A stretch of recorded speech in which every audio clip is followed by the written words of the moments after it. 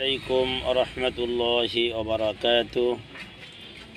প্রিয় দিনদার ভাই ও বোনেরা,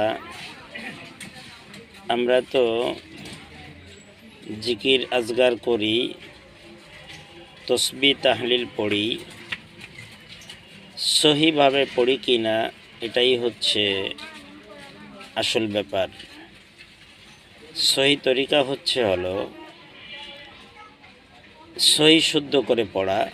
যে হরফটা যেখান থেকে উচ্চারণ করার কথা ওইখান থেকেই ওই হরফটা উচ্চারণ করতে হবে, তাহলেই সহি হবে, অন্যথায় ভুল হবে, অশুদ্ধ হবে, সওয়াবের পরিবর্তে গুনাহ হবে।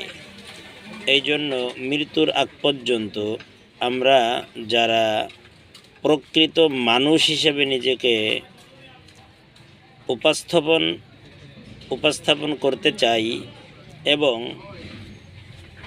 বেহেশত পেতে চাই, তারা অবশ্যই সহি শুদ্ধ করার জন্য চেষ্টা চালিয়ে যেতে হবে। যেমন নামাজের ভিতরে কয়েকটা তাকবীর আছে, তাকবীর বলি আমি একটু বলি, শোনেন। যেমন আল্লাহু আকবার, আল্লাহু আকবার। রুকু থেকে ওঠার সময় সামি আল্লাহু লিমান হামিদা, সামি আল্লাহু লিমান হামিদা যারা বলে তারা ভুল বলে, অর্থাৎ দুইটা শব্দ। তাহলে সামি আল্লাহু একটা শব্দ, লিমান হামিদা আর একটা শব্দ। যারা হুলিমান বলে তারা ভুল বলে। আমি আবারও বলি, সামি আল্লাহু লিমান হামিদা, দাহ শেষে হা হবে। রুকুতে যাওয়ার পরে পড়তে হয় সুবহানা রাব্বিয়াল আযীম, সুবহানা রাব্বিয়াল আযীম, সুবহানা রাব্বিয়াল আযীম। 3 বার 5 বার 7 বার এভাবে পড়তে হবে।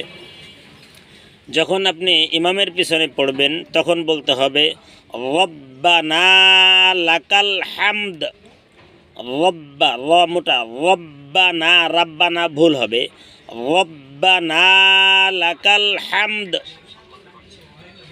আবার আল্লাহু আকবার, সালাম ফিরাইতে হয় এভাবে, আসসালামু আলাইকুম ওয়া রাহমাতুল্লাহ।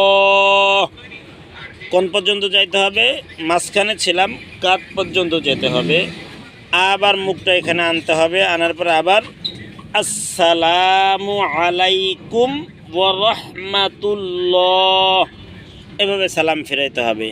আল্লাহ তাআলা আপনাকে আমাকে তসবিহ তাহলিলগুলি ভালোভাবে উচ্চারণ করার তৌফিক দান করেন, আমিন। সিজদার তাসবিহ হচ্ছে সুবহানা রাব্বিয়াল আ'লা, সুবহানা রাব্বিয়াল আ'লা। যারা বলেন সুবহানা রাব্বিয়াল, ভুল হবে, কলকলা, সুবহানা রাব্বিয়াল আ'লা। ভিডিওটি নিজে বারে বারে শুনি এবং অন্যান্য ভাই বোনদেরকে শেখার জন্য ভিডিওটি শেয়ার করি। এবং এখনও পর্যন্ত যারা আমার ইউটিউব চ্যানেলটি সাবস্ক্রাইব করেননি অবশ্যই সাবস্ক্রাইব করে নেবেন। এই একই নামে আমার ফেসবুক পেজ আছে, SK space Masum space TV -2023। আল্লাহ তাআলা আপনাকে আমাকে ইমানের হালতে রাখুন, আমিন সুম্মা আমিন। আসসালামু আলাইকুম ওয়া রাহমাতুল্লাহি ওয়া বারাকাতুহু।